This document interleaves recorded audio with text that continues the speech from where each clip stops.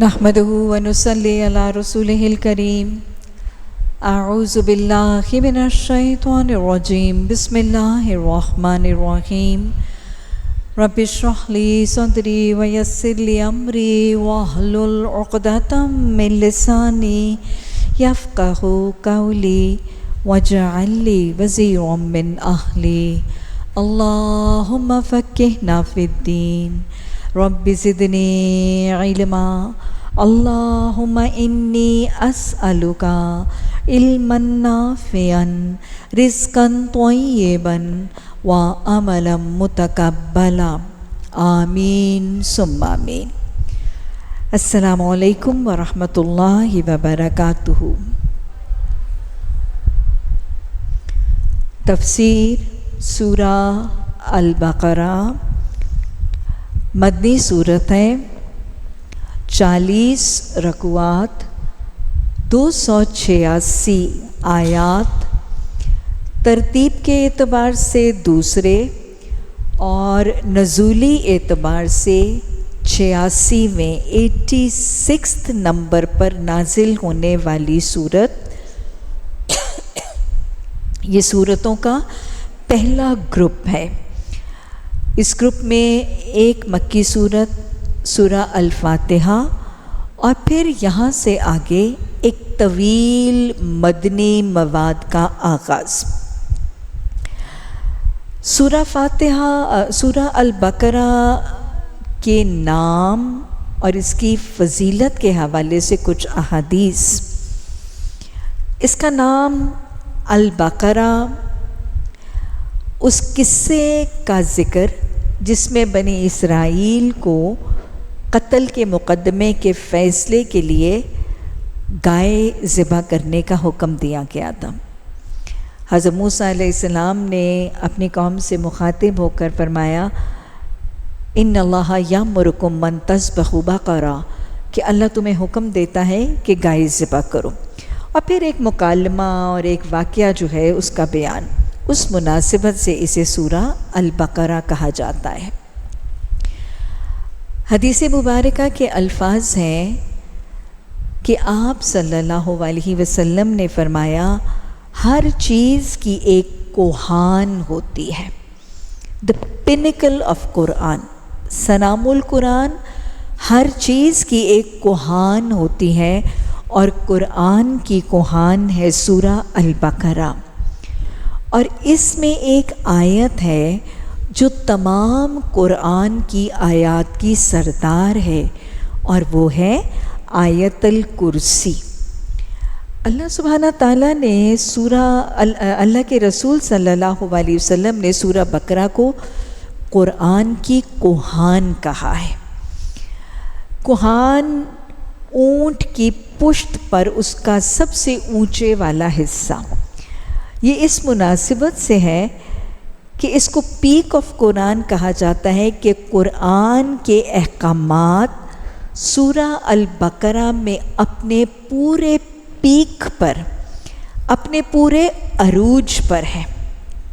سب سے طویل صورت بھی ہے اور سب سے زیادہ موضوعات اور احکامات پر مشتمل حامل صورت بھی ہے.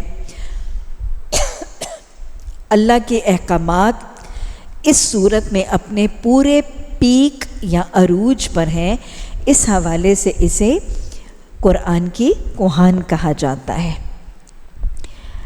اسی طرح صحیح حدیث کے الفاظ میں آپ صلی اللہ علیہ وسلم نے سورہ البقرہ کی فضیلت اور شفاعت کا تذکرہ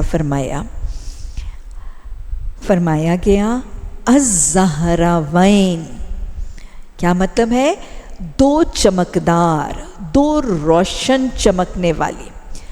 الزہراوین، ان دو صورتوں کو پڑھا کرو کیونکہ قیامت کے دن یہ اس حال میں آئیں گی جیسے دو سائبان، دو بادلوں کے جھنڈ، دو پرندوں کے جھنڈ یا غول، اور وہ اپنے پڑھنے والوں پر سایہ کریں گی اور ان کے حق میں جھگڑا اور سفارش کرے گی.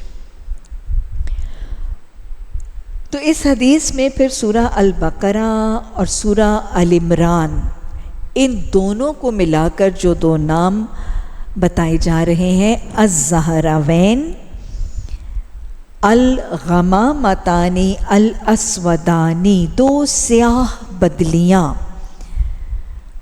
الخرقان من الطیر، پرندوں کے دو جھنڈ۔ تو لہٰذا یہ بھی کچھ نام ہیں سورہ البقرہ کے۔ کچھ مفسرین نے اسے سورہ الامتین یا الامتان کہہ کر بھی پکارا ہے، دو امتوں کے بیان کیے جانے والی سورت۔ اور یہ اس مناسبت سے ہے کہ سورہ الفاتحہ میں قاری قرآن مغضوب اور ضالین کے رستے سے بچنے کی دعا کرتا ہے، تو اللہ سبحانہ تعالیٰ نے پھر سورہ البقرہ میں مغضوب یعنی یہودی، حضرت موسیٰ علیہ السلام کے پیروکار، تورات کے حاملوں اور حضرت عیسیٰ علیہ السلام کے پیروکاروں کے رویے، اعمال اور سرگرمیاں ایکچولی دکھا دیں کہ تم ان کے رویے سے بچنا چاہتے ہو، ان کے راستے سے بچنا چاہتے ہو، تو اس صورت میں ان کے رویے، ان کے انداز، ان کی سرگرمیاں دیکھو اور ان کو اپنانے سے رک جاؤ۔ اگر زمانہ نزول کے حوالے سے دیکھا جائے تو یہ ابتدائی مدنی دور میں نازل ہوئی، ہجرت کے تھوڑی دیر بعد ابتدائی مدنی دور میں نازل ہوئی۔ ایک چھوٹی سی اسلامی ریاست کا قیام ظہور پذیر ہوا ہے اور مسلمانوں کو ان کی اجتماعی، انفرادی، معاشی، معاشرتی، سوشل، اکنامک ہر قسم کی زندگی کے گزران کا طریقہ اور اس کے احکامات سورہ البقرہ میں دیے گئے ہیں۔ بسم اللہ الرحمن الرحیم، الف لام میم۔ حروف مقطعات، اس کا مطلب کیا ہے؟ قاف، طا، عین۔ قطع کہتے ہیں کاٹ دینے کو، منقطع اردو کا لفظ ہے۔ حروف مقطعات وہ حروف ہیں جو آپس میں ظاہراً دیکھنے میں تو جڑے ہوئے ہیں۔ اگر ہم کتاب پر لکھے ہوئے دیکھیں تو یہ حروف آپس میں ظاہراً تو جڑے ہوئے ہیں، لیکن حقیقت میں یہ آپس میں جڑ کر ایک بامعنی لفظ نہیں بناتے۔ جیسے حروف جڑ کر ایک بامعنی لٹرل میننگ والا لفظ یا ورڈ بناتے ہیں، حروف مقطعات کے حروف جڑ کر ایک بامعنی لفظ نہیں بناتے۔ یہ کٹے ہوئے ہیں، یہ جڑے ہوئے، یہ جڑے نہیں ہیں اور یہ منقطع ہے۔ یہ کیوں ہیں اور ان کی کیا اہمیت ہے؟ مختلف مفسرین اس کے حوالے سے تذکرہ کرتے ہیں، کیونکہ قرآن کی متفرق صورتیں مختلف حروف مقطعات سے ان کا آغاز ہوتا ہے۔ الف لام میم، اس کے علاوہ اور بھی بہت سی صورتوں کے آغاز کے حروف مقطعات ہیں۔ آپ دیکھیں گے کہ کہیں یہ کہا جاتا ہے کہ یہ شارٹ فارمز ہیں، ایبریویشنز ہیں، اور الف لام میم کے لیے کچھ تفاسیر میں شاید آپ کو یہ لکھا ہوا ملے گا کہ الف اور لام سے اللہ اور میم سے محمد صلی اللہ علیہ وسلم مراد ہے۔ ایسا معاملہ نہیں ہے۔ جیسے ہماری نارمل کانورسیشن میں کچھ ایبریویشنز ہوتے ہیں نا، جیسے P S O, U B L, H B L, وہ ہر لفظ جو حرف جو ہے وہ کسی ایک ورڈ کی سگنیفیکیشن ہوتا ہے، تو ایسا کوئی مطلب نہیں ہے، یہ ایبریویشنز نہیں ہیں، یہ شارٹ فارمز نہیں ہیں۔ حروف مقطعات کے حوالے سے حدیث کے الفاظ واضح طور پر صحیح حدیث سے ثابت ہیں کہ آپ صلی اللہ علیہ وسلم نے فرمایا کہ قرآن کے ہر لفظ کے پڑھنے پر ایک نیکی ہے اور ہر نیکی کا کم از کم 10 گنا اجر ہے۔ لیکن حروف مقطعات کے حرف وہ ایک ایک حرف کے پڑھنے پر 10 نیکیوں کا اجر ہے۔ لہٰذا حروف مقطعات کا مطلب کیا ہے، مقصد کیا ہے، یہ کیا پیغام دیتے ہیں، اس کی قرید اور ٹو میں جانے کی ضرورت نہیں ہے، نہ حدیث نے بتایا نہ قرآن نے وضاحت کی۔ تو ان کے تجسس اور کیوریوسٹی اور قرید پہ جانے کی بجائے اصل چیز جس کی فکر کرنی ضروری ہے کہ ہم ان کا بہترین اجر سمیٹنے میں کامیاب ہو جائیں۔ تو اس کو صحیح مخارج کے ساتھ، صحیح تجوید کے ساتھ، شد مد کے ساتھ ادا کیا جائے تاکہ جو پرومسڈ اجر ہے اس کو بہترین شکل میں سمیٹنے میں کامیاب ہو جائیں۔ بس اوقات تفاسیر میں آپ کو یہ بھی ملے گا کہ یہ قاری قرآن کو یا قرآن کے مخاطب سامعین کو اپنی طرف سورت کے آغاز میں اپنی طرف مائل کرنے کا انداز ہے۔ آپ دیکھیں کہ حروف مقطعات ایک خاص غنا میں ادا کیے جاتے ہیں، کہیں چھوٹی مد، کہیں بڑی مد، کہیں شد مد، تو حروف کو کھینچ کے ادا کیا جاتا ہے۔ تو ایک خاص اتار چڑھاؤ غنا سے ادا کیا جانا، کچھ مفسرین کے نزدیک یہ صوتی اثرات، یہ ساؤنڈ ایفیکٹس ہیں جو سورت کے آغاز میں دیے جاتے ہیں تاکہ سامعین قرآن کو ان ساؤنڈ ایفیکٹس اور صوتی اثرات کے ذریعے اپنی طرف متوجہ کیا جائے، اٹریکشن مائل کی جائے اور پھر کلام کا سلسلہ پہنچایا جائے۔ لیکن اصل بات یہ ہے کہ یہ صرف کچھ تفاسیر کی توجیحات ہیں، حقیقت وہی ہے جو صحیح حدیث سے واضح طور پر بیان کر دی گئی ہے۔ ذالک الکتاب لا ریب فیہ ھدی للمتقین۔ ذالک الکتاب، ذالک اسم اشارہ بعید ہے، وہ۔ لیکن آپ اکثر قرآن کے ترجموں میں یہ دیکھیں گے کہ اس کا ترجمہ یہ ایک کتاب کی شکل میں کیا جاتا ہے۔ اس کی حکمت کیا ہے؟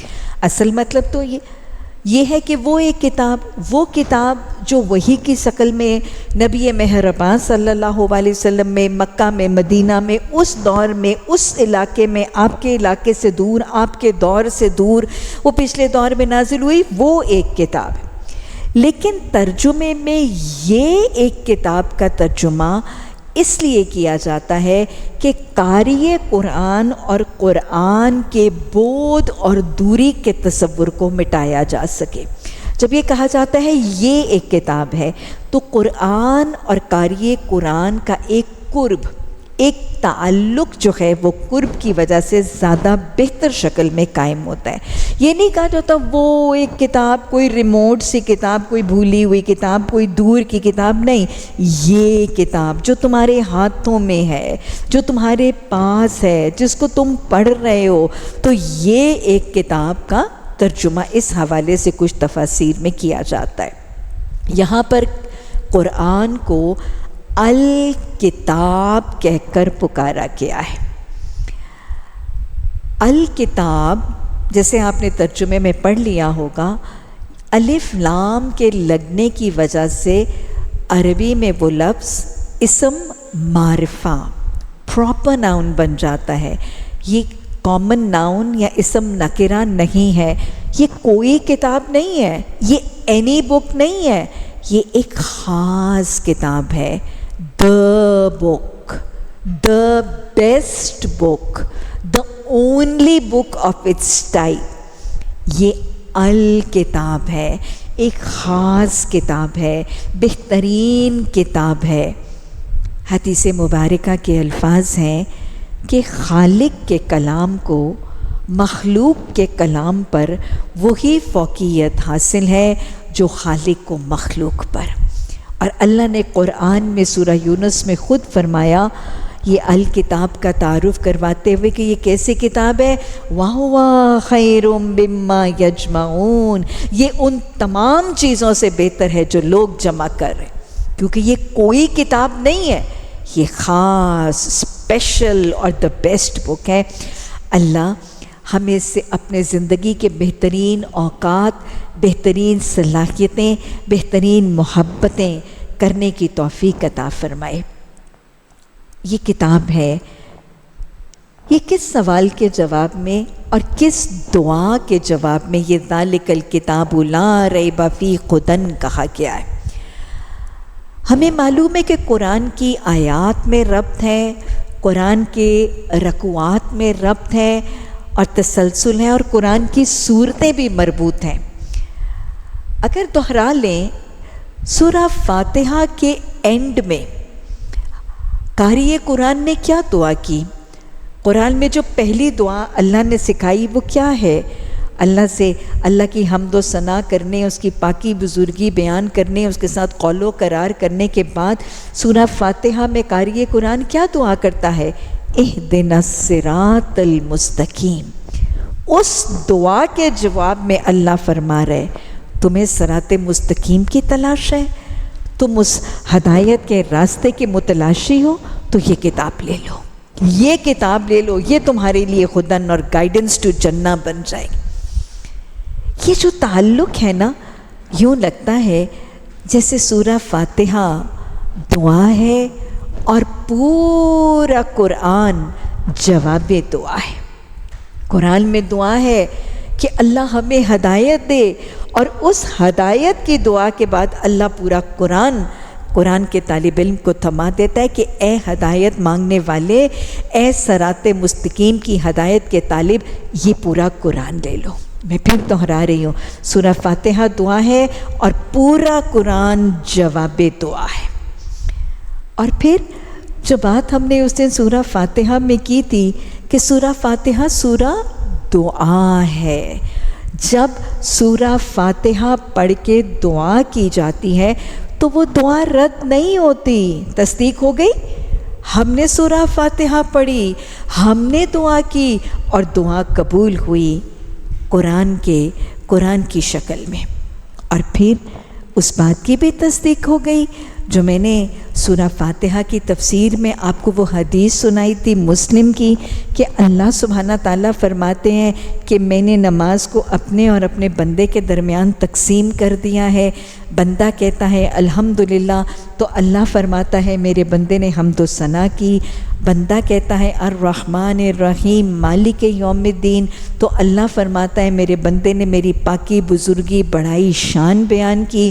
بندہ کہتا ہے ایاک نعبد و ایاک نستعین، تو اللہ کہتا ہے یہ میرے اور میرے بندے کے درمیان ہے۔ اور پھر اللہ اعلان فرماتا ہے اس کے بعد میرے بندے کے لیے وہ ہے جو اس نے مانگا، اور بندہ کہتا ہے اہدنا الصراط المستقیم، اور اللہ قبول کر کے پورے کا پورا قرآن قبول دعا کی شکل میں آگے پیش کر دیتا۔ اب یقین ہو گیا سورہ فاتحہ سورہ دعا ہے، یقین ہو گیا سورہ فاتحہ کے بعد دعا قبول ہوتی ہے۔ اور پھر تیسری بات جو میں نے سورہ فاتحہ میں کی تھی، پہلی دعا جو اللہ نے قرآن میں سکھائی ہے وہ ہدایت کی دعا ہے، یہ اللہ کی پسندیدہ ترین دعا ہے۔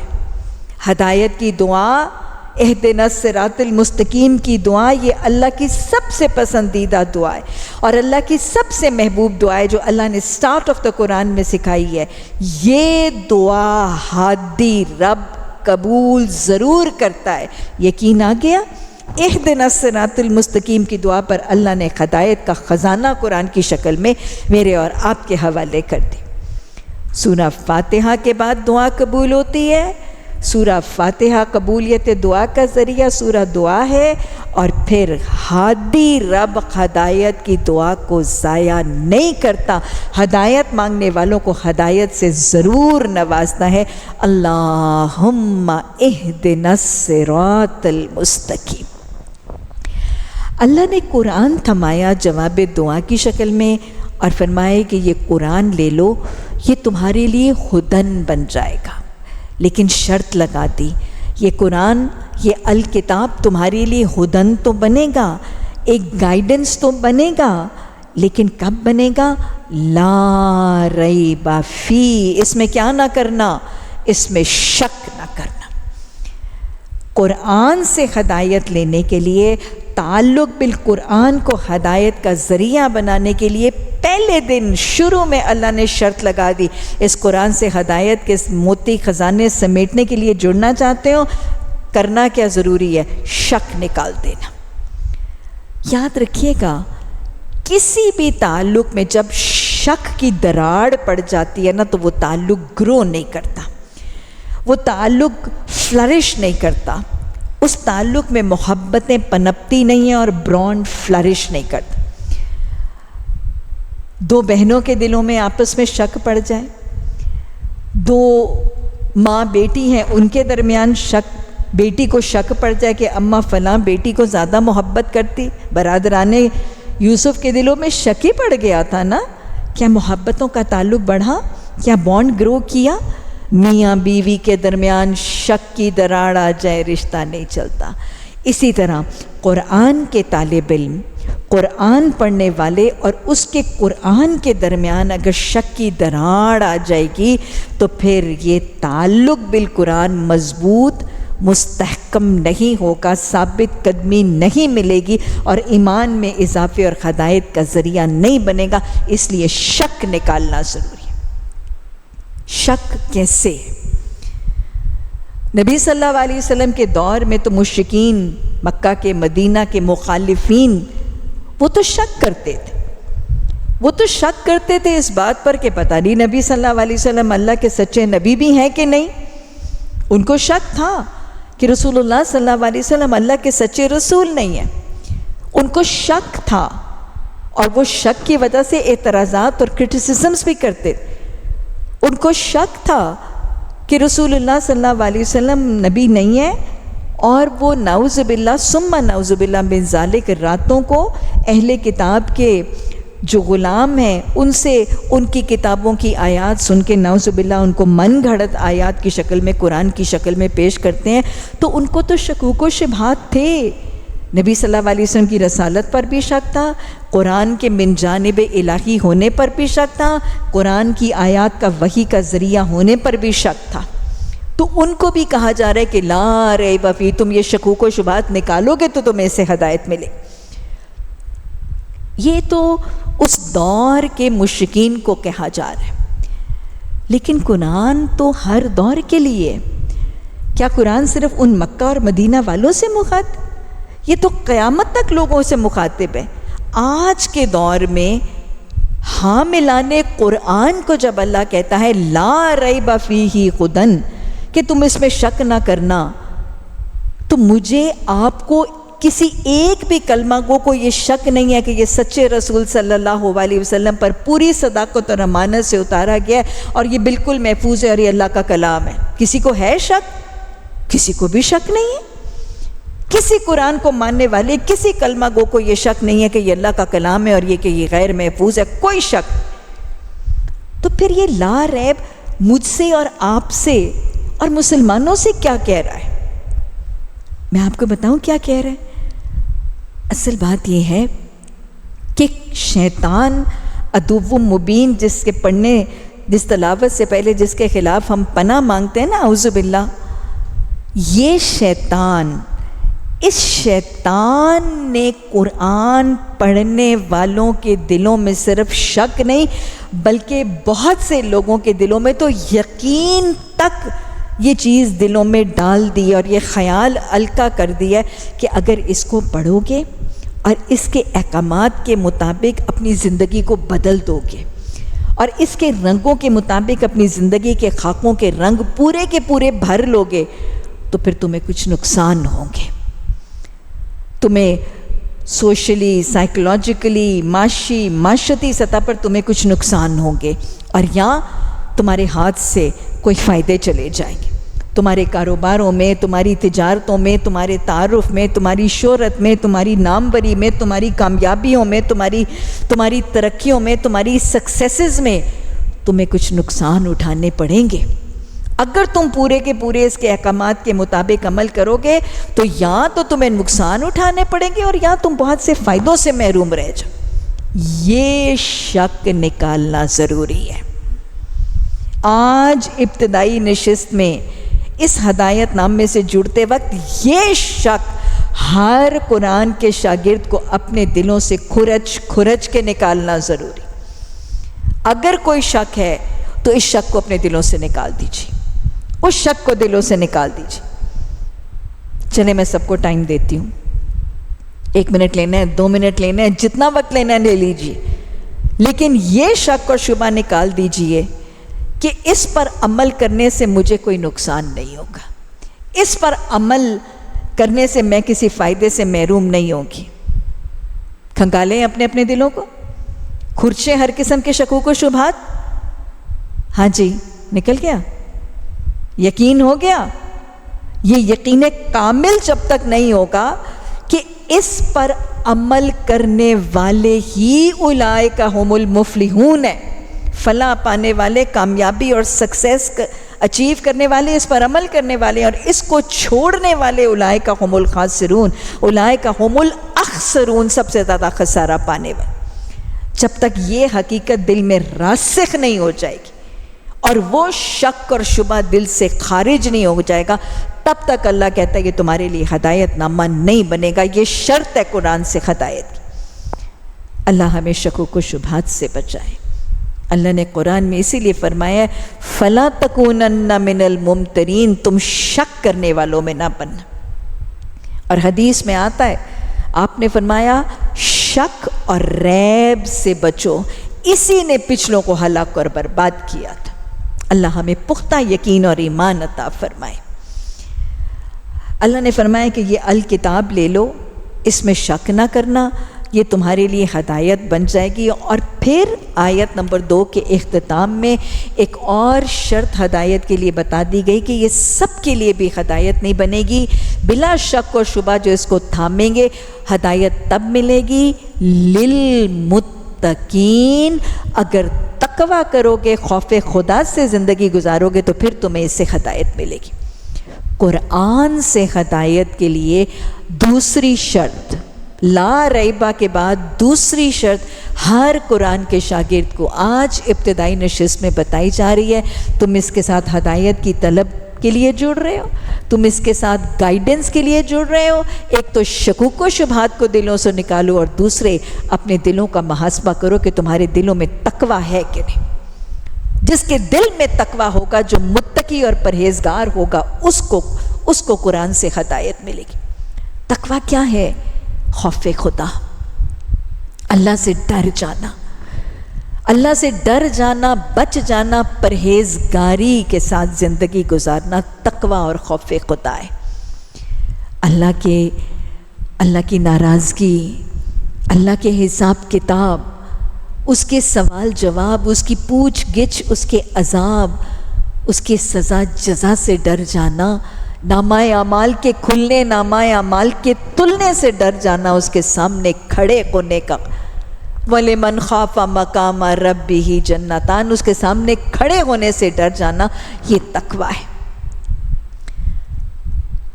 حضرت عمر کے حوالے سے وہ تقویٰ کی پہچان ہے نا، کہ پوچھا گیا کہ تقویٰ کیا ہے، تو جواب میں بتانے کے لیے ایک مثال دی گئی کہ کیا تم کبھی خاردار جھاڑیوں کے درمیان میں سے گزرے ہو؟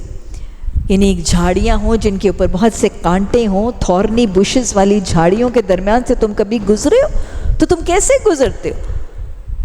تو مثال دینے والے نے جب یہ مثال دے کر پوچھا تو جواب دیا گیا کہ جب ہم خاردار جھاڑیوں کے درمیان میں سے گزرتے ہیں تو ہم اپنے دامن اور اپنے لباس کو لپیٹ کر گزرتے ہیں تاکہ ہمارا دامن کہیں کانٹوں میں نہ الجھ جائے۔ تو پھر بتایا گیا کہ بس اس دنیا کی زندگی میں جہاں رنگینیاں ہیں، جہاں ٹیمپٹیشنز ہیں، جہاں اٹریکٹیو چیزیں ہیں، تو ان دنیا کی رنگینیوں میں الجھنے سے بچ کر زندگی گزار لینا، دنیا کی اٹریکٹیو اور ٹیمپٹنگ چیزوں سے اپنے آپ کو الجھنے سے بچا کے زندگی گزار لینا، یہی تقویٰ ہے، یہ دل کی حالت ہے۔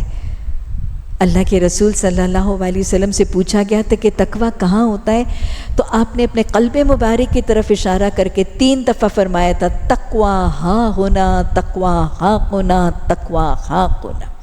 یہ دل کی کیفیت، اور قرآن کے احکامات اور تعلیمات قرآن کے شاگردوں کے دلوں میں تقویٰ کا چوکیدار بٹھا دیتا ہے، اور جس کے دل میں یہ تقویٰ کا چوکیدار اور خوف خدا کا چوکیدار بیٹھ جاتا ہے نا، پھر اس کے لیے قرآن سے ہدایت پانا آسان اور سہل ہو جاتا ہے۔ چھوٹی سی دعا ہے تقویٰ کے حصول کی. باقی دعائیں انشاءاللہ آگے چلتی رہیں گی، لیکن ابتدائی نشست میں یہ چھوٹی سی دعا، کیونکہ ہم سب اہدنا الصراط المستقیم کرنے کی دعا کرنے والے ہیں، تو دعا سیکھ لیجئے. اللہم آتی نفسی تقواہا. مل کر پڑھیں. اللہم آتی نفسی تقواہا. اے اللہ تو میرے دل کو اپنا تقوی عطا فرما. تو یہ وہ چھوٹی سی دعا ہے جس کو باقاعدگی سے اپنی نمازوں میں بھی پڑھیں، تاکہ قرآن سے ہدایت پانا ہم سب کے لیے ممکن اور آسان ہو جائے.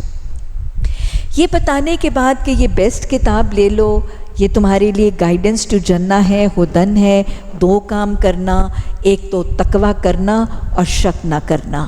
اب ظاہر ہے ہم سب کی خواہش ہے کہ ہمیں اس کتاب سے ہدایت ملے، تو اللہ نے آگے متقیوں کی صفات بتا دی. وہ لوگ جن کے دلوں میں تقویٰ کا چوکیدار ہے، جن کو اس سے ہدایت ملے گی، وہ کیسے ہیں؟ ہم سب کو دیکھنا ہے، پرکھنا ہے، اور پھر اپنی سکورنگ دیکھنی ہے. کیا ہمارے اندر متقیوں کی صفات ہیں؟ تاکہ ہمیں اس سے ہدایت مل جائے. متقین کیسے ہوتے ہیں؟ الذین یؤمنون بالغیب ویقیمون الصلاۃ ومما رزقناہم ینفقون. متقیوں کی پہلی صفت یہ ہے کہ وہ کیا کرتے ہیں؟ یؤمنون بالغیب، وہ غیب پر ایمان لاتے ہیں. میں نے آپ کو اس سورہ بقرہ فاتحہ میں بھی بتایا تھا کہ میں کچھ چیزوں کو ابتدائی سیشنز میں بہت وضاحت سے بیان کرتی ہوں. جیسے ایاک نعبد کا تصور میں نے بہت وضاحت سے بیان کیا کہ اس کا کیا مطلب ہے. آگے عبادت کے تصور کو میں صرف ریڈ کروں گی، لیکن ابتدا میں ہم ان چیزوں کو ذرا ڈیٹیل سے بیان کرتے ہیں. ایمان کا مطلب کیا ہے؟ یومنون، وہ ایمان لے آتے ہیں.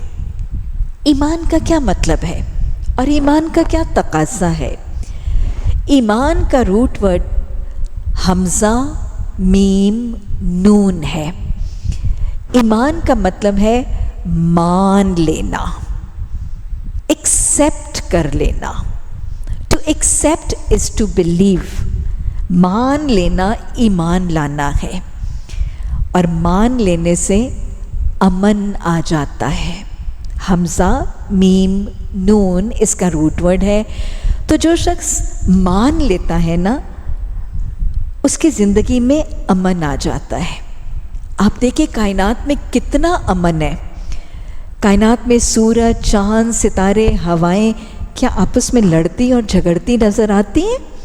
کائنات میں کتنا پیس ہے، کتنی ٹرینکویلٹی ہے، کتنی ہارمنی اور کتنا امن ہے، کیونکہ پوری کی پوری کائنات اللہ کے احکامات کو مانتی ہے. اگر اپنے ارد گرد بھی دیکھیں کہ جب جہاں کسی بھی ماحول میں بات مان لی جاتی ہے، انسٹرکشنز اور رولز مان لیے جاتے ہیں، وہاں امن ہو جاتا ہے. سڑک پر ٹریفک کے قوانین اور ٹریفک لاز ہوتے ہیں نا، جب ساری ٹریفک کے اصولوں اور ٹریفک کے قوانین کو مان لیتی ہے تو سڑک پر امن ہو جاتا ہے. سواریاں چلتی رہتی ہیں، کوئی حادثے نہیں ہوتے، کوئی ٹریفک جام نہیں ہوتا. لیکن اسی سڑک پر اگر ٹریفک اور گاڑیوں پر سوار لوگ اور وہیکلز جو ہیں وہ ٹریفک کے قوانین کو ماننے سے انکار کر دیں، ریڈ لائٹ پہ کھڑے ہونا ہے، یہ ٹریفک کے لاز کو سڑکوں پہ لوگ ماننے سے انکار کر دیں، تو سڑک میں کیا ہوتا ہے؟ امن رہتا ہے؟ بدامنی ہو جاتی ہے، فساد ہو جاتا ہے. گھر کے اندر بچے اگر ماں باپ کی بات مان لیتے ہیں تو گھر میں امن ہوتا ہے.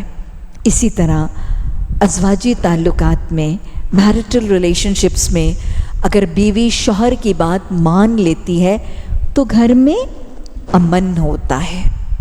آج کل کے زمانے میں تو خیر شاید معاملہ الٹا ہو گیا. آج کل کے معاشرے میں جب شوہر بیوی کی بات مان لیتا ہے تو امن ہوتا ہے. آوے کا آوا بگڑ گیا نا. بہرحال قوام مرد ہے اور اسی کی مانی جائے گی. تو یہ ماننے کا تصور ہے. جب اللہ کے احکامات کو مان لیا جائے گا تو زندگی امن سے بھر جائے گی۔ ماننے کا مطلب کیا ہے؟ ماننے کا مطلب اللہ، قرآن، نبی مہرباں۔ ایمان کیا ہے؟ ایمان مفصل، اللہ کو، فرشتوں کو، کتابوں کو، نبیوں کو اور آخرت کو ماننا۔ یہ ایمان مفصل کے 5 جز ہیں، اور کچھ کے نزدیک چھٹا ایمان بالقدر بھی ہے۔ اب ایمان کا مطلب ماننا۔ کیسے ماننا؟ دل سے ماننا؟ کیا ایمان کا مطلب دل سے مان لینا؟ ہاں جی، دل سے بھی ماننا۔ پھر زبان سے ماننا، جس چیز کو دل نے مانا ہے، جس چیز کو دل نے ایکسیپٹ کر لیا ہے، بلیو کر لیا ہے، اس کا اظہار اپنی زبان سے کرنا، یہ زبان سے ماننا ہے۔ کیا دل اور زبان سے مان لینے سے ایمان پورا اور مکمل ہو جاتا ہے؟ اور کیا ایمان وہی معتبر اور وہی ضروری ہے کہ دل سے مانا اور زبان سے مان لیا اور اعلان کر دیا کہ میں مانتی ہوں؟ وہ کہتے ہیں نا، زبان سے کہہ بھی دیا لا الہ تو کیا حاصل، دل و نگاہ مسلم نہیں تو کچھ بھی نہیں۔ دل سے ماننا ہے، زبان سے ماننا ہے، اور جو ماننا ہے اس کے مطابق عمل کرنا ہے۔ عمل سے ماننا اصل ماننا ہے، جس کو ماننا ہے اس کے مطابق عمل کرنا ہے، یہ ماننا اور ایمان کی تکمیل ہے۔ میں بہت دفعہ یہ بات مثال سے سمجھاتی ہوں۔ روزمرہ زندگی کی مثالیں ہمیں چیز کو سمجھنا آسان کر دیتی ہیں۔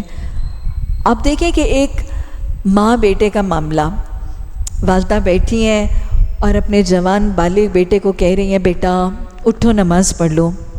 اچھا امی، لیکن اچھا کے باوجود وہ اٹھتا نہیں ہے۔ اماں پھر تھوڑی دیر بعد کہتی ہیں بیٹا اٹھو نماز پڑھ لو۔ ٹھیک ہے اماں، ابھی پڑھ لیتا ہوں، لیکن ٹس سے مس نہیں ہوتا۔ اماں پھر تیسری دفعہ کہتی ہے بیٹا اٹھو نماز کا وقت نکل رہا ہے، پڑھ لو۔ امی جان فوراً پڑھ لیتا ہوں، لیکن نہیں پڑھتا۔ ایک باپ ہے، اس کی بیٹی ہے، اپنے گھر سے ننگے سر بال کھول کے نکلتی ہے۔ باپ شام کو گھر آ کے بیٹی کو اس حالت میں دیکھنے کے بعد بیٹی کو کہتا ہے بیٹی دیکھو گھر سے نکلو، شریف بچیوں کی طرح اپنا سر ڈھانپ کے نکلا کرو۔ جی ابا جی۔ اگلے دن پھر بیٹی کھلی زلفوں کے ساتھ کندھے پہ دوپٹہ لٹکا کے نکل رہی ہے۔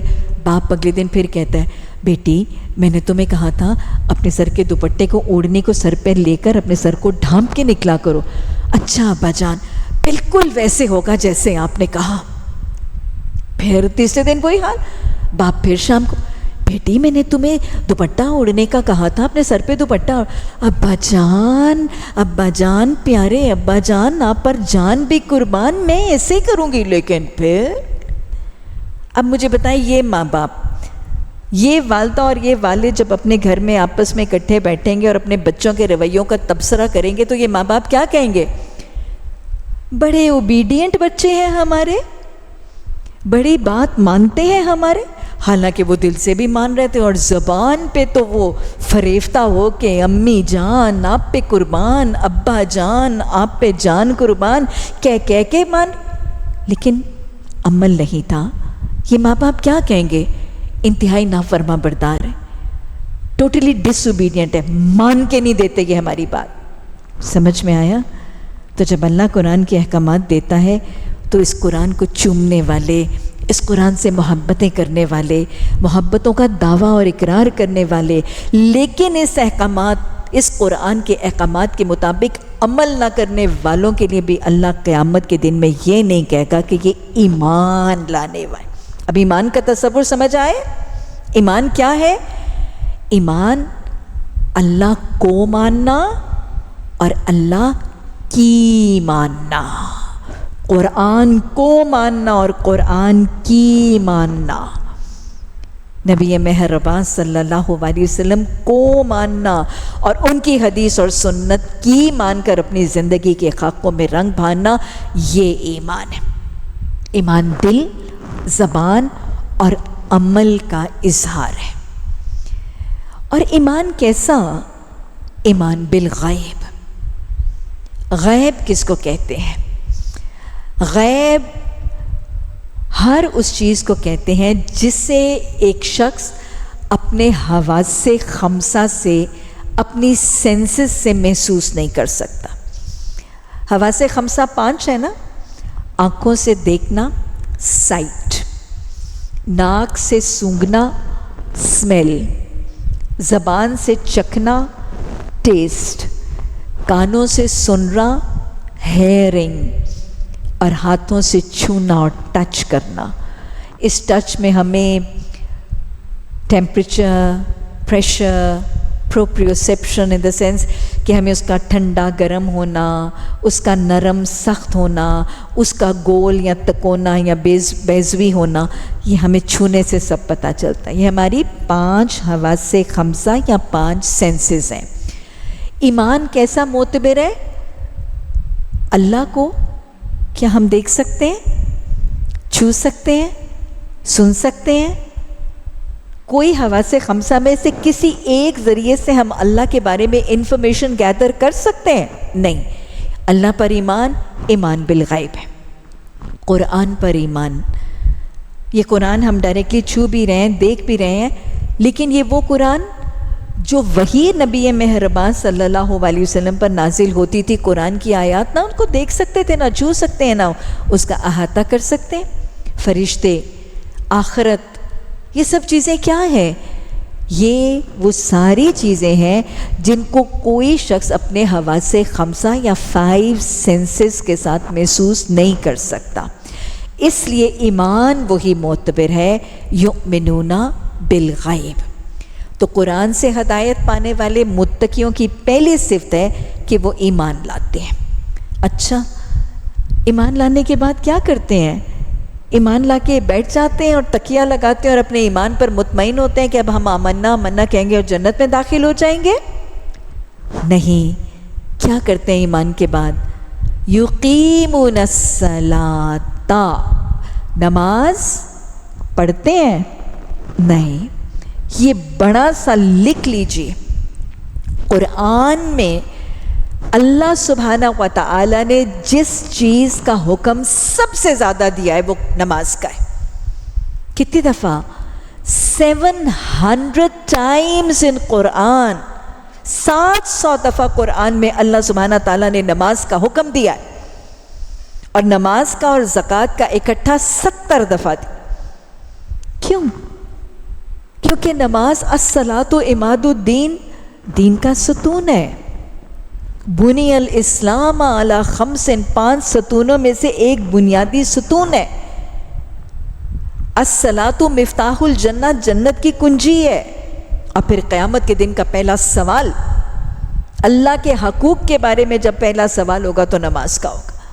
سو بیکاز آف آل دس، سب سے زیادہ حکم، جو پہلا سوال اللہ نے، کمپلسری کویسچن جو اللہ نے قیامت کے دن پہلا پوچھنا ہے نا، اس کا حکم پھر سب سے زیادہ دفعہ قرآن میں نماز کا حکم۔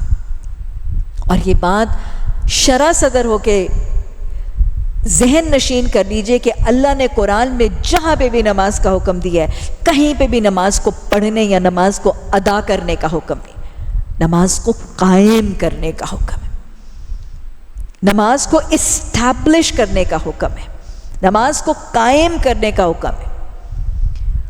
تو نماز کو قائم کرنے کا کیا مطلب ہے؟ آج میں یہ بنیادی اصطلاحات بتا رہی ہوں، یہ میں شاید آگے بار بار نہیں دہراؤں گی۔ نماز کو قائم کرنے کا مطلب کیا؟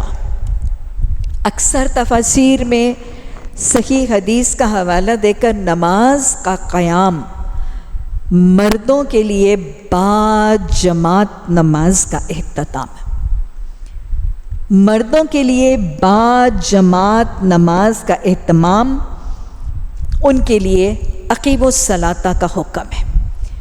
تو جو آپ سے پوچھیں کہ کہاں لکھا ہے قرآن میں کہ مردوں کے لیے با جماعت نماز ہے، اقیموا الصلاۃ، اقیموا الصلاۃ 700 times mentioned in Quran actually means and implies کہ یہ مردوں کے لیے با جماعت نماز کا حکم ہے۔ مفسرین بائی کنسنسس کہتے ہیں کہ اس سے مراد مردوں کے لیے با جماعت نماز ہے، اور بخاری اور مسلم کی متفقن علیہ حدیث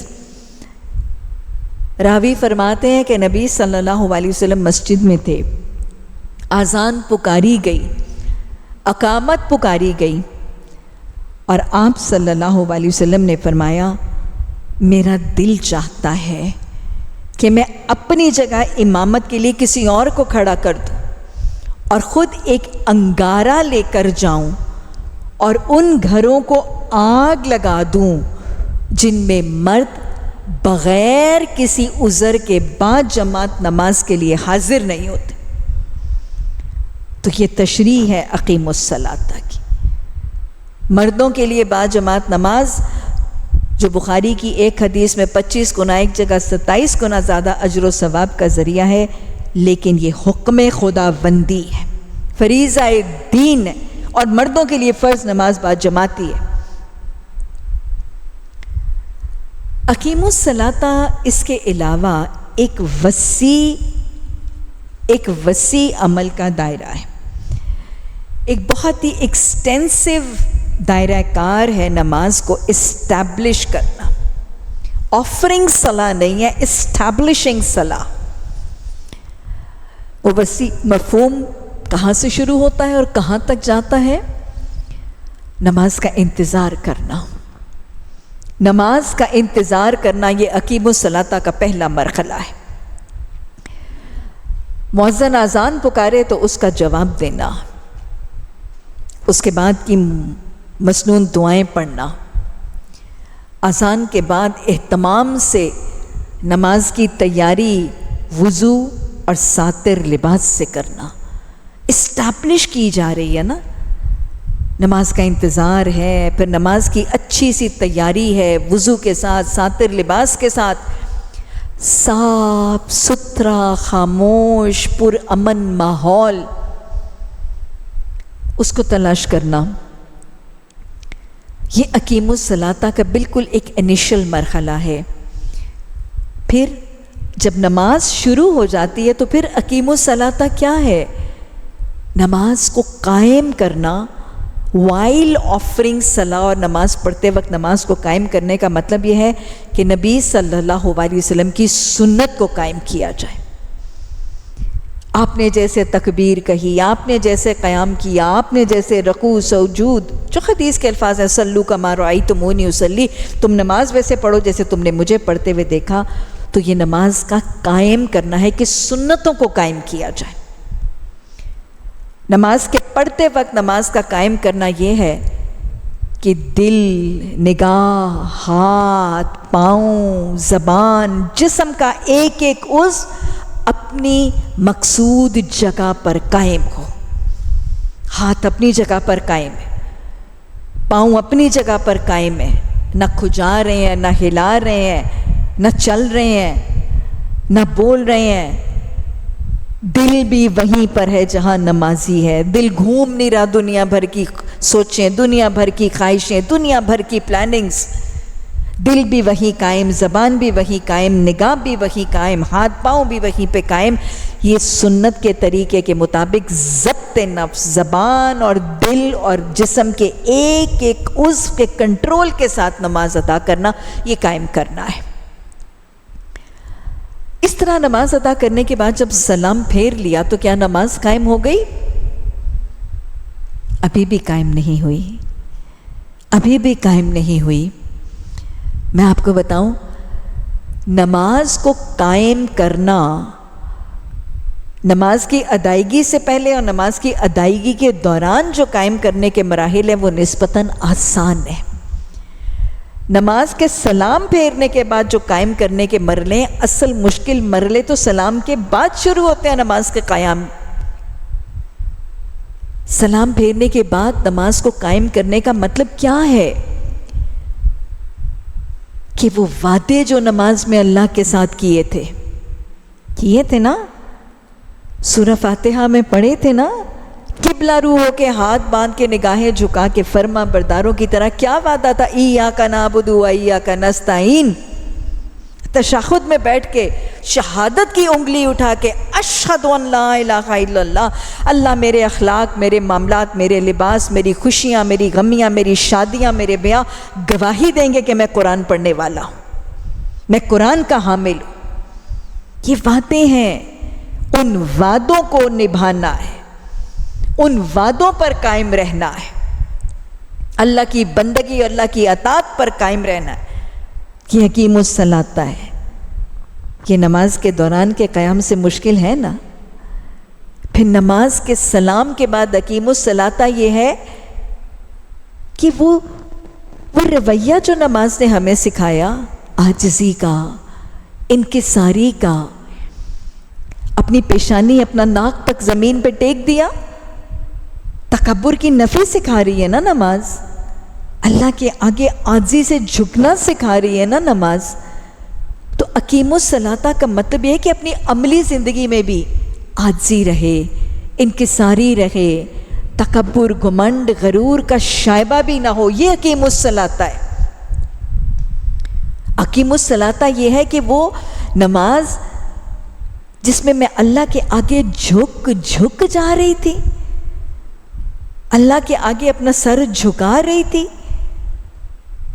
اس کی بڑائی کو ایکسیپٹ کر رہی تھی، تو اپنی عملی زندگی میں اپنے سر تسلیم خم کر کے رکھوں، یہ ایک اقیم الصلاۃ ہے۔ نماز کے بعد اقیم الصلاۃ، وہ جو نماز نے مجھے پاک صاف جسم سکھایا، اس پاکی اور طہارت کو قائم رکھنا ہے۔ وہ جو نماز نے مجھے اپنی نگاہوں کو، اپنی زبانوں کو، اپنے جسم کے اعضاء کو کنٹرول کرنا سکھایا، اس ضبط نفس اور اس ضبط لسان پر قائم رہنا، یہ اقیم الصلاۃ ہے۔ نماز نے مجھے وہ جو ساتر لباس سکھایا، سروں کی اوڑھنیاں میرے سروں پہ ڈالی، یہ اقیم الصلاۃ نہیں ہے کہ ادھر سلام پھیرا اور سر کی اوڑھنی کو اٹھا کے صوفے پر رکھا اور زلفیں کھول کے بکھیر کے نکل گئے۔ جو وقت کی پابندی، جو اطاعت، جو بندگی، جو عاجزی، جو تکبر کی نفی، جو قول و قرار، جو دین کی گواہی، جو وقت کی پابندی، جو پاکی طہارت، یہ سب کچھ جو نماز نے ہمیں سکھائی اور انفیوز اور انجیکٹ کی ہمارے اندر۔ نماز اٹھک بیٹھک نہیں ہے، نماز چند ظاہری مراسم عبودیت کا نام نہیں ہے، یہ تربیت ہے۔ تو جو تربیت نماز نے کی، اس کو سلام پھیرنے کے بعد قائم رکھنا، یہ اقیم الصلاۃ ہے۔ اچھا، یہ کرنے سے کیا نماز قائم ہو گئی؟ ابھی بھی نہیں ہوئی۔ آپ کہیں گی اور کیا جان لینی ہے؟ ہاں لینی ہے۔ اقیم الصلاۃ اس کے بعد کیا ہے؟ صرف اپنی نماز قائم نہیں کرنی، اپنے ماحول میں جو ہمارے انڈر انفلوئنس ہیں، جو زیر دست ہیں، جو ماتحت ہیں، جو اولادیں ہیں، جو ہمارے انفلوئنس میں ہیں، ان کی بھی نمازوں کو قائم کرنے کی کوشش کرنا۔ اگر والدین ہیں تو اولادوں کی نماز کا اہتمام، اگر شوہر ہے تو بیوی کی نماز کا اہتمام۔ حدیث کے الفاظ ہیں، تم میں سے ہر شخص رائی ہے، کیئر ٹیکر، نگرانی کرنے والا۔ تم میں سے ہر شخص رائی ہے، مرد اپنے گھر کا رائی ہے، اس سے اس کی رعیت کے بارے میں سوال ہوگا۔ مرد کی غیر موجودگی میں عورت اپنے گھر کی رعیہ ہے، اس سے اس کی رعیت کا سوال ہوگا۔ یاد رکھیے گا، نابالغ بچوں کی نماز کی ذمہ داری والدین پر ہے۔ باپ گھر پر ہے تو باپ کی ذمہ داری ہے، اور باپ سے بچوں کی نابالغ بچوں کی نماز کا سوال اور حساب ہوگا۔ لیکن باپ گھر پہ نہیں ہے تو نابالغ بچوں کی نماز کا حساب ماں سے ہوگا۔ تو یہ ہے نماز کا قیام، اپنی اولادوں، اپنے زیر دستوں، اپنے ماتحتوں کی نماز کا اہتمام کروانا اور بندوبست کرنا۔ اولادوں کی نماز کا اہتمام کے حوالے سے یاد رکھیے گا، میں پھر دوہرا رہی ہوں، نابالغ بچوں کی نماز کا حساب والدین سے ہے۔ اگر بچے نماز پڑھتے ہیں تو ان کا اجر والدین کو جائے گا، اور نابالغ بچے اگر نماز نہیں پڑھتے ہیں تو اس کا گناہ بھی والدین کو جائے گا، ان کا حساب اور سوال بھی والدین سے ہوگا۔ ہاں جب بچے بالغ ہو جائیں اور پھر نماز نہ پڑھیں تو پھر گناہ اور سوال والدین سے نہیں ہے، لیکن اگر بچے بالغ ہونے کے بعد اپنے والدین کی تربیت اور اپنے والدین کی ٹریننگ کی وجہ سے نماز پڑھیں تو انشاءاللہ اجر والدین کو ضرور جائے گا۔ ربی جعلنی مقیم الصلاۃ ومن ذریتی، ربی جعلنی مقیم الصلاۃ ومن ذریتی۔ اللہ گمراہوں کو ہدایت عطا فرما دے، اللہ قرآن سے محروموں کو قرآن عطا فرما دے، اللہ بے نمازیوں کو نماز کی توفیق عطا فرما دے، جو پیشانیاں کبھی تیرے حضور جھکی نہیں اللہ ان کو سجدوں کی توفیق اور سجدوں کا لطف عطا فرما دے۔ اللہ سستی سے بچا، کاہلی سے بچا، ضد اور ڈھٹائی سے بچا، اللہ ہماری نسلوں میں کوئی بے نمازی نہ اٹھانا۔ تو لہٰذا قرآن سے ہدایت کے لیے یؤمنون بالغیب، متقیوں کی صفات کے نماز قائم کرتے ہیں، اور کیا کرتے ہیں؟ اللہ نے جو رزق دیا ہے اس میں سے خرچ کرتے ہیں۔ متقیوں کی قرآن سے ہدایت پانے والوں کی اگلی صفت آیت نمبر 4 میں بتائی گئی، وَالَّذِينَ يُؤْمِنُونَ بِمَا أُنزِلَ إِلَيْكَ وَمَا أُنزِلَ مِن قَبْلِكَ وَهُمْ بِالْآخِرَةِ هُمْ يُوقِنُونَ، کہ متقی وہ ہیں، قرآن سے ہدایت پانے والے وہ ہیں جو نبی صلی اللہ علیہ وسلم پر نازل، یعنی قرآن جو نازل ہوا ہے اس پر بھی ایمان لاتے، اور ان سے پہلے جو نبیوں پر تورات، انجیل، زبور، صحف ابراہیم جو نبیوں پر رسولوں پر نازل ہوئے ان پر بھی ایمان لاتے۔ ایمان بالرسل اور ایمان بالکتب، رسولوں پر اور آسمانی کتابوں پر ایمان مفصل کا لازمی جزو ہے، اور یہ ایمان مکمل تب ہوتا ہے جب صرف اپنے نبی اور اپنی کتاب پر نہیں، تمام نبیوں اور تمام الہامی کتابوں پر ایمان لایا جائے۔ اصل میں یاد رکھیے گا،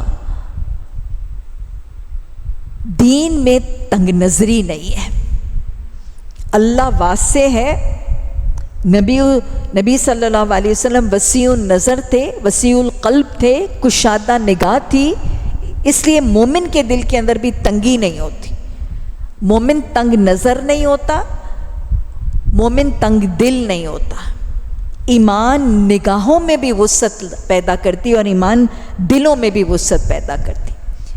یہ تنگ نظری ہے کہ صرف اپنے نبی اور اپنی کتاب پر ایمان لائیں، یہ وسعت نگاہ ہے کہ پچھلے تمام نبیوں اور تمام کتابوں پر ایمان لایا جائے۔ ہاں، تمام نبیوں پر ایمان ہوگا، محبت ہوگا، ادب اور عقیدت ہوگی، لیکن اطاعت رسول اللہ صلی اللہ علیہ وسلم اور قرآن کی ہوگی، کیونکہ یہ جامع ہے، کامل ہے اور یہ محفوظ ہے۔ متقیوں کی قرآن سے ہدایت پانے والوں کی آخری صفت جو آیت نمبر 4 میں ہے، وَبِالْآخِرَةِ هُمْ يُوقِنُونَ، کہ وہ آخرت پر پختہ یقین رکھتے ہیں۔ آخرت پر ان کو اتنا پختہ یقین ہے کہ جتنا ان کو یقین ہے نا کہ اگر ایک ابلتے ہوئے پانی کی بھری ہوئی پیالی کو منہ سے لگائیں گے تو ہونٹ جل جائیں گے، یقین ہے نا آپ کو کہ ابلتا ہوا پانی ہے اور اس کو ایک دم سے اپنے ہونٹوں سے لگائیں گے تو ہونٹ جل جائیں گے، یقین ہے نا، کوئی شک ہے نہیں ہے، یقین ہے۔ آپ کو یقین ہے کہ اگر کھولتا ہوا تیل کڑھائی میں پڑا ہوا ہے اور آپ اس میں ڈالیں گے تو ہاتھ گل جائے گا، بھن جائے گا، تو جتنا یقین ان کو اس حقیقتوں پر ہے نا، اتنا یقین ان کو آخرت پر ہے۔ جن کو آخرت پر ایسا حتمی اور یقینی ایمان ہونا، انہی کو قرآن سے ہدایت ملتی ہے۔ اللہ ہمیں فکر آخرت سے آشنا کر۔ اللہ نے فرمایا یہی لوگ ہدایت پر ہیں، اولئک ھم المفلحون، اور انہی کو فلاح ملے گی۔ فلاح کے حوالے سے اگر بات کروں تو عربی زبان میں فلاح کہتے ہیں اکھاڑنا، कुरेदना, उखाड़ना। और अरबी ज़बान में फल्लाह कहते हैं किसान को, फार्मर को, जो ज़मीन को उखाड़ता है, हल चलाता है, खोदता है और नई फसल लगाता है। अगर हम मिसाल के ज़रिए देखें तो आपको ये हकीकत समझ में आएगी कि एक फल्लाह, एक फार्मर, एक काश्तकार, एक फल्लाह और मुत्तकी और मोमिन का रवैया और अंदाज मिलता जुलता है और अंजाम भी मिलता जुलता है। एक फल्लाह, एक काश्तकार क्या करता है? ज़मीन को खोदता है, हल चलाता है, ज़मीन को नरम और हमवार करता है, फिर अच्छी नस्ल का बीज डालता है। यही करता है ना काश्तकार। ज़मीन को नरम और हमवार करने के बाद आला नस्ल का बीज डालता है, फिर पानी लगाता है, खाद डालता है, आबियारी करने के साथ कीड़ों मकोड़ों से हिफाजत करता है। और फिर जब ये मेहनत करता है काश्तकार, वो फल्लाह, और उसकी खेती बढ़ जाती है, तो फिर वो कामयाब होता है, वो फलाह पाता है। ऐसे ही है ना। मोमिन क्या करता है? मुत्तकी क्या करता है?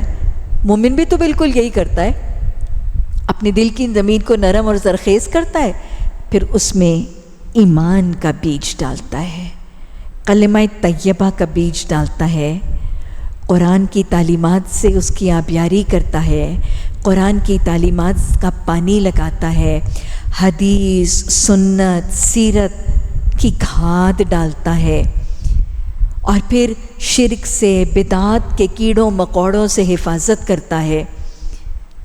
जब ऐसे मुत्तकी, ऐसे मोमिन की अमाले स्वालिया की खेती उगेगी इंशाअल्लाह, तो क़यामत के दिन वो क्या होगा? उलाइका हुमुल मुफ्लिहून। अच्छा, इन इब्तिदाई 5 आयात में अल्लाह सुब्हाना ताला ने सिफ़ात दिखाई हैं। किसकी? कुरान से हदायत पाने वालों की, मुत्तकियों की और फलाह पाने वालों की। मुत्तकियों की, हदायत पाने वालों की और फलाह पाने वालों की। इन 3 चीज़ों की हामिल लोगों की सिफ़ात क्या हैं? ईमान बिल गैब, नमाज को कायम करते हैं, अल्लाह के दिए हुए रिज़्क़ में से खर्च करते हैं, और तमाम इल्हामी किताबों और नबियों पर ईमान लाते हैं, और आखिरत पर पुख्ता यकीन रखते हैं। ये 7 सिफ़ात हैं हदायत याफ्ता लोगों की, मुत्तकियों की और दुनियावी और उखरवी फलाह पाने वालों की। अल्लाहुम्मा जअलना मिनहुम, अल्लाह हमें इन सिफ़ात से मुत्तसिफ़ करके इन लोगों के गिरोह में शामिल फरमा देना। आयत नंबर 6 और 7 पहले रकू की आखिरी आयत में अब एक अगले गिरोह की निशानदही और उनका अंजाम। असल में इस बात को समझाने से पहले और आयत को पढ़ने से पहले मैं आपको एक हकीकत समझाऊं कि हमने सूरह फातिहा में इहदिनस सिरातुल मुस्तकीम की दुआ मांगी, अल्लाह हादी ने वो दुआ सुनी और अल्लाह हादी ने वो दुआ कबूल की, और जवाब दुआ की शक्ल में ज़ालिकल किताब, ये किताब ले लो। अब किताब थमाने के बाद अगले कुछ रकूआत में अल्लाह सुब्हाना ताला हमें दिखाएंगे कि इस कुरान को थामने वाले सब बराबर नहीं होते। इस कुरान के साथ जुड़ने वाले, इसको पढ़ने पढ़ाने वाले सब एक जैसे नहीं होंगे। सब इंसान फ़र्क फ़र्क हैं। तो फिर फ़र्क फ़र्क कैटेगरीज का तज़किरा होगा, उनकी सिफ़ात, और फिर उनका अंजाम दिखाया जाएगा। So that at the start of Quran हम ये डिसाइड कर लें और हम ये डिस्टिंग्विश कर लें कि हमारे अंदर कौन सी सिफ़ात हैं, क्या हम उस अंजाम तक पहुंचना चाहते हैं कि नहीं। 4 कैटेगरीज और 4 किस्मों के लोगों का तज़किरा होगा, मुत्तकियों मोमिनों का, काफिर, मुनाफिक और फिर फासिक। इन चारों कैटेगरीज का तज़किरा पहले 3 रकूआत में होगा। कुरान पकड़ेंगे, تو امکان ہے کہ ان چاروں گروہوں میں سے کوئی ایک گروہ، اور پھر ان کی صفات دکھائی جائیں گی تاکہ آئیڈینٹیفائی کیا جا سکے کہ ہم کون سے گروہ میں ہیں، اور پھر ان کا انجام بتایا جائے گا۔ تو آپ نے اپنے کمپریہنشن اور آپ کی میموری کے لیے آپ نے کیا کرنا ہے کہ آپ نے ایک چارٹ بنا لینا ہے، ٹھیک ہے؟ جیسے ہم چارٹ بناتے ہیں نا، ایک ٹائم ٹیبل کا چارٹ بناتے ہیں، آپ نے ایک چارٹ بنانا ہے اور اس میں لکھنا ہے کہ نام یا گروہ، کہ یہ کس گروہ کی بات ہے، پھر صفات، پھر اگلا کالم ہوگا انجام، ٹھیک ہے؟ پہلے نام یا حالت، پھر اس کے بعد صفات، اور پھر تیسرا کالم ہوگا انجام۔ تو پہلا گروہ کون سا تھا؟ متقیوں اور مومنوں کا۔ اگلے کالم میں آپ ان کی صفات، جو میں نے بھی آپ کو 7 صفات بنائی، آپ وہ لکھیں گے۔ انجام کیا ہے ان کا؟ اولئک ھم المفلحون، دنیا اور آخرت کی فلاح سے ہمکنار ہو۔ پہلا گروپ تیار ہو گیا، اب دوسرا گروپ ہے ان الذین کفروا۔ اس میں کوئی شک ہی نہیں کہ سارے کے سارے کافر، کہ وہ لوگ جو کافر ہیں ان کے لیے برابر ہے، کہا تم انہیں خبردار کرو یا نہ کرو، بہرحال وہ ماننے والے نہیں ہیں۔ اللہ نے ان کے دلوں، ان کے کانوں پر مہر لگا دی ہے اور ان کی آنکھوں پر پردہ پڑ گیا ہے، وہ سخت سزا کے مستحق ہیں۔ تو دوسرا گروپ کافر۔ کافر کا روٹ ورڈ کافارہ، کافارہ کا مطلب انکار کرنا، to refuse to accept۔ ماننا ایمان ہے، انکار کرنا یا ماننے سے انکار کرنا کفر ہے۔ ایمان اور کفر دونوں متضاد حالتیں ہیں، اپوزٹس۔ ایمان بڑھتا ہے تو کفر گھٹ جاتا ہے، کفر بڑھتا ہے تو ایمان گھٹ جاتا ہے، دونوں آپس میں انورسلی پروپورشنل ہے۔ ایمان کا مطلب ہے مان لینا، کفر کا مطلب ہے نہ ماننا۔ ایمان کا مطلب ہے ٹو ایکسیپٹ، کفر کا مطلب ہے ٹو ریفیوز ٹو ایکسیپٹ۔ کفر کیا ہے اور کافر کس کو کہتے ہیں؟ ہم نے جب تک قرآن اور حدیث کو وضاحت سے نہیں پڑھا ہوتا، عموماً یہ تصور ہوتا ہے کہ سورج، چاند، ستاروں، بتوں، دیویوں کو پوجنے والے کافر ہیں، ایسے سمجھتے ہیں نا۔ ہم کہتے ہیں کہ یہ ہندو کافر ہیں، بھگوان کو پوجنے والے، گائے کی پوجا کرنے والے، دیویوں بتوں کو سجدے کرنے والے یہ کافر ہیں، وہ بدھ مت کافر ہیں، یا حضرت عیسیٰ کو خدا کہنے والے، حضرت عزیر کو عزیر ابن اللہ کہنے والے، ہم کہتے ہیں یہ سورج، چاند، ستاروں کو پوجنے والے، بتوں دیویوں کو پوجنے والے یہ کافر۔ اس میں کوئی شک کی بات نہیں کہ یہ کافر ہے، اس میں کوئی شک کی بات نہیں کہ یہ کافر ہے، لیکن اصل بات یہ ہے کہ صرف کافر یہ نہیں ہے اور صرف کفر یہ نہیں ہے۔ There is much more to کفر۔ اس کے علاوہ بھی بہت سے اور لوگ کفر کا ارتکاب کر کے کافروں کی صفت میں شامل۔ تو کفر کیا ہے؟ مختلف کیفیتیں۔ کچھ لوگ ایسے ہیں جن کو ہم دہریہ کہتے ہیں، ایتھیسٹ، دہریہ، جو مانتے ہی نہیں کہ اللہ ہے، اللہ کو ماننے کا انکار کرتے، کسی سپر پاور کو، اس کائنات میں کوئی کریٹر ہے، کوئی سپر پاور ہے، کوئی کنٹرولر ہے، کوئی مائٹی پاور ہے، ماننے کوئی تیار نہیں۔ یہ خود سے خود بنی تھی اور بس خود سے خود چل رہی ہے اور خود سے خود غائب ہو جائے گی۔ یہ دہریہ لوگ کافر، اللہ کو مانتے ہی نہیں ہے سرے سے، یہ کافر۔ سورج چاند ستاروں کو نہیں پوج رہے لیکن اللہ کو نہیں مان رہا، یہ کافر۔ اس کے بعد ایک اور کیٹیگری ہے، ہاں وہ مانتے تو ہیں کہ اس کائنات میں کوئی کریٹر ہے، کوئی سپر پاور ہے، لیکن پھر وہ یہ نہیں مانتے کہ اس کی کوئی ہدایت نامے ہیں، کوئی ڈیوائن سکرپچرز ہیں، کوئی الہامی کتابیں ہیں، یا اس نے کوئی رسول یا کوئی پیغام رساں بھیجے ہیں، نہیں، وہ یہ نہیں مانتے، کہ بھی کافر۔ اللہ کو تو مانتے ہیں کہ کائنات میں ایک سپر پاور ہے، لیکن اس کی کوئی گائیڈنس ہے، کوئی رہنمائی ہے، کوئی نبی ہے، کوئی فرشتے ہیں، کوئی کتابیں ہیں، ان کو ماننے سے انکار کرتے ہیں، یہ بھی کافر ہے۔ پھر پھر ایک تیسری کیٹیگری، وہ مانتے ہیں کہ اللہ ہے، وہ مانتے ہیں کہ اس اللہ نے ہدایت نامے کتابیں، آسمانی کتابیں بھی بھیجی ہیں، اس نے رسول بھی بھیجے ہیں، نبی بھی بھیجے ہیں، مانتے ہیں، لیکن ان کے ساتھ کنیکٹ کرنے، ان کے ساتھ جڑنے، ان کو سننے، ان کو سیکھنے کا انکار کرتے ہیں۔ ہاں بھئی اللہ نے ہے اور اللہ نے کوئی نبی بھیجے ہیں، کوئی آسمانی کتابیں، لیکن ہم نے نہیں ان کے ساتھ جڑنا، ہم نے نہیں ان کو پڑھنا، ہم نے نہیں ان کو سیکھنا سکھانا، یہ بھی کفر ہے۔ اس کے بعد ایک اور حالت ہے، اللہ کو بھی مانتے ہیں، یہ بھی مانتے ہیں کہ اس نے الہامی کتابیں اور گائیڈنگ مینولز اور ڈیوائن اسکرپچرز بھیجے ہیں، نبی بھی بھیجے ہیں، رسول بھی، پیغمبر بھی بھیجے ہیں، اور ان کے ساتھ جڑنے کو بھی مانتے ہیں، جڑتے بھی ہیں، پڑھتے بھی ہیں، سیکھتے بھی ہیں، سنتے بھی ہیں، لیکن سننے پڑھنے کے بعد ان کے احکامات اور تعلیمات کو ماننے سے انکار کر دیتے ہیں۔ کوئی نہیں لکھا کہ سود حرام ہے، کون کہتا ہے کہ بینکنگ سسٹم حرام ہے، کہاں لکھا ہے کہ چہرے کا پردہ ہے، کون کہتا ہے کہ سر کو ڈھانپنا ضروری ہے؟ مانتے ہیں کہ اللہ ہے، مانتے ہیں کہ کتاب ہے، مانتے ہیں کہ رسول ہے، مانتے ہیں کہ ان کو ہم نے پڑھنا ہے، پڑھتے بھی ہیں، سنتے بھی ہیں، سیکھتے بھی ہیں، سمجھتے بھی ہیں، لیکن احکامات الہی کو، انبیاء کی تعلیمات کو، ان کو ماننے کا انکار کرتے ہیں۔ Refusing to accept what Quran and Allah says, لکھا ہی نہیں ہے ہی نہیں ہے، یہ بھی کفر ہے، یہ بھی انکار حق ہے۔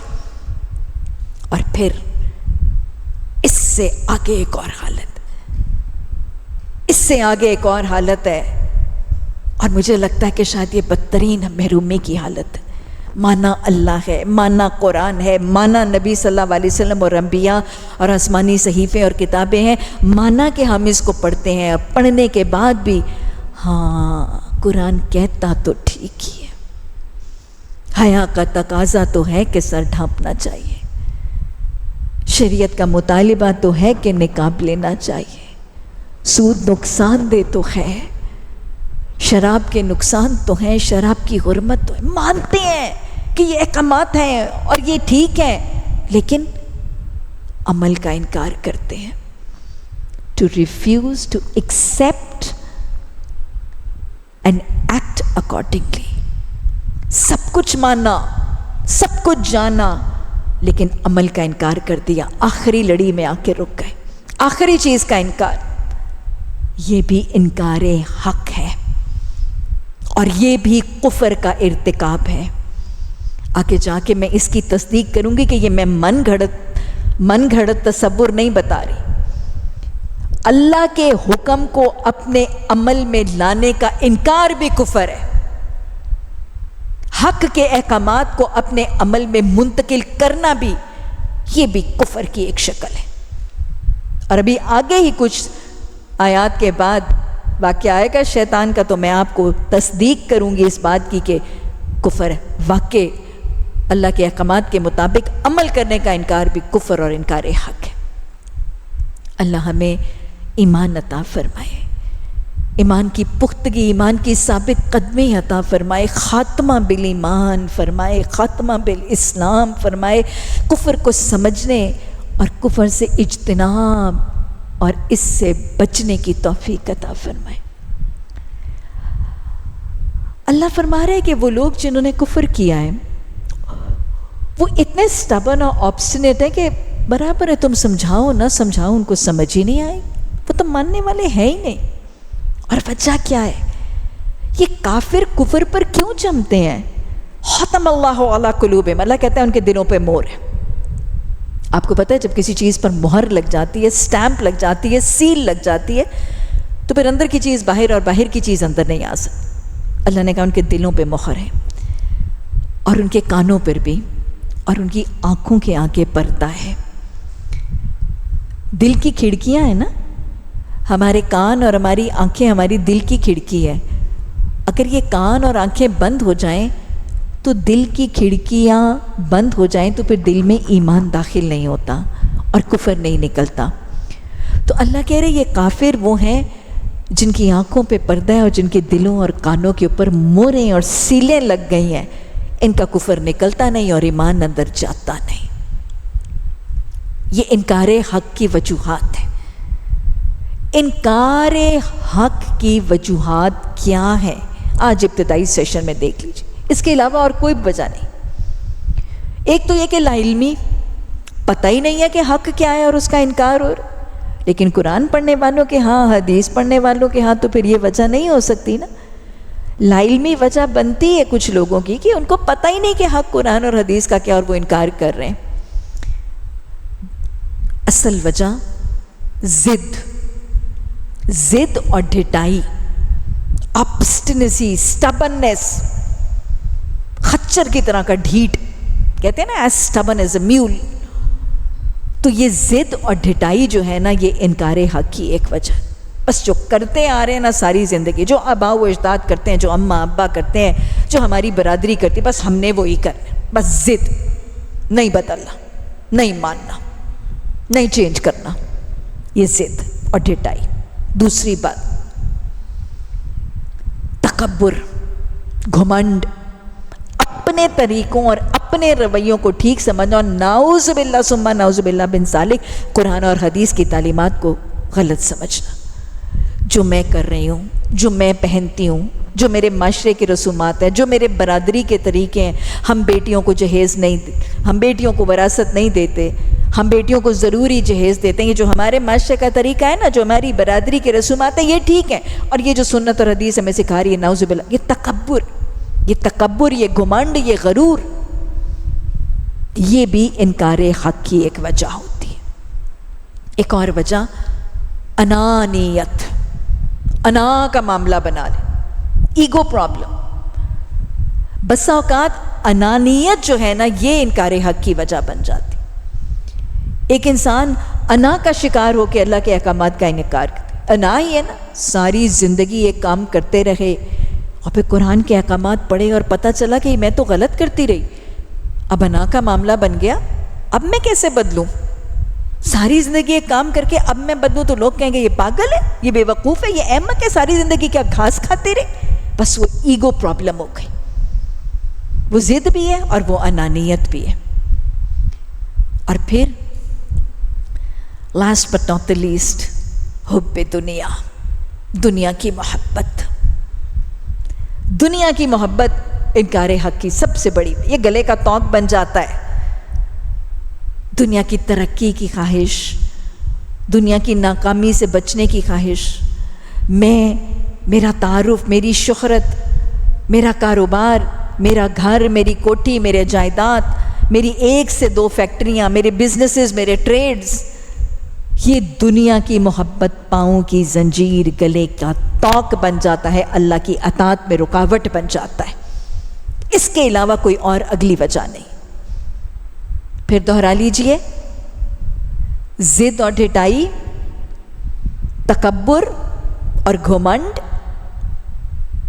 انانیت یا ایگوئزم، اور حب دنیا، دنیا کے مال کی، دنیا کے عہدے کی، حکومت کے اقتدار کی، شہرت کی، ناموری کی، کامیابیوں کی، ترقیوں کی جو ہرس ہوس ہے نا، یہ پاؤں کی زنجیر بنتی ہے اور یہ انکار حق کی وجہ بنتی۔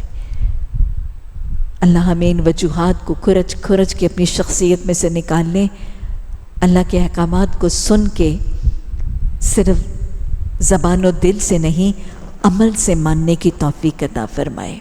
اللہ نے کافروں کا انجام بتایا، وَلَهُمْ عَذَابٌ عَظِيمٌ، ان کے لیے بہت بڑا عذاب ہے۔ تو گویا ہم نے آج کے سبق میں 2 قسم کے گروہوں کا تذکرہ دیکھ لیا، ان کی صفات بھی دیکھی، ان کا انجام بھی دیکھا۔ انشاءاللہ سفر جاری رہے گا اور کل اگلی کیٹیگری کی صفات اور ان کے انجام پر بات ہوگی۔ اللہ جو پڑھتے ہیں، جو سنتے ہیں، سیکھتے ہیں، اللہ ہمارے دلوں کے دروازوں کو کھول دے۔ رب اشرح لی صدری، اللہ سینوں کو کھول دے، کھلے دل، کھلے ذہن، کھلی سوچ کے ساتھ ان کو پڑھنے، سمجھنے، سیکھنے اور سب سے بڑھ کے اپنانے کی توفیق عطا فرما۔ اللہ مسلم و مومن بنا، ایمان کی سلامتی عطا فرما، اور اللہ خاتمہ بن ایمان اور اسلام فرمانا۔ اللہ راستے کی رکاوٹوں کو دور کر دے، صراط مستقیم کا مسافر اور راہی بنا دے۔ الہی اس میں ہمیں بہترین قافلے اور ساتھی عطا فرما۔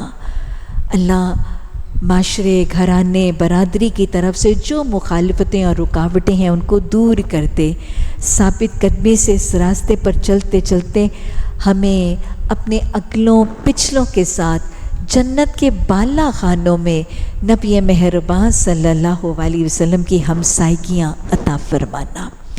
الہی جو مانگا ہے وہ بھی عطا فرما، اور جو مانگنے سے محروم رہے ہم سب کے حق میں انبیاء کی، صالحین کی، شہداء ہی کی نہیں بلکہ تمام قرآنی اور مسنون دعائیں بھی قبول فرما۔ ربنا لا تزغ قلوبنا بعد إذ هديتنا وهب لنا من لدنك رحمة إنك أنت الوهاب۔ سبحانك اللهم وبحمدك نشهد أن لا إله إلا أنت نستغفرك ونتوب إليك۔ سبحان ربك رب العزة عما يصفون وسلام على المرسلين والحمد لله رب العالمين۔ آمین ثم آمین۔